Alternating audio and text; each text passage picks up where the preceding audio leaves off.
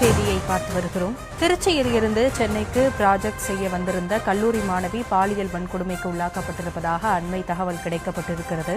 திருச்சியை சேர்ந்த ஒரு கல்லூரி மாணவி சென்னைக்கு ப்ராஜெக்ட் செய்வதற்காக சென்னை அடையாறுல இருக்கக்கூடிய தனியார் ஹாஸ்டலுக்கு வந்து தங்கி அங்கிருந்து CLRIக்கு சென்று அங்க ப்ராஜெக்ட் செய்து வந்து கொண்டிருக்கிறார். கல்லூரி மாணவிக்கு ஒரு கால் வந்து இந்த கல்லூரி மாணவியுடைய புகைப்படங்கள் அனைத்துமே மாப் செய்யப்பட்டு அந்த பொண்ணுடைய மொபைலுக்கே வந்து அனுப்பப்பட்டிருப்பதாகவும் அது உடனடியாக அவருடைய ஃப்ரெண்டு மற்றும் உறவினர்களுக்கு அனுப்பப்படும்.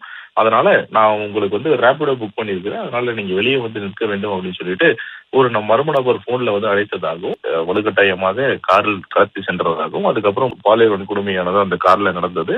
இந்த மர்ம நபர்கள் யார் என்று தெரியவில்லை. சின்ன சேனலுக்கு எதாக இருந்தாலும் அது கொஞ்சம் ஆதரவு கொடுங்க. உங்கள் பொண்ணான கையை கொண்டு அந்த பெல்லில் தட்டிடுங்க.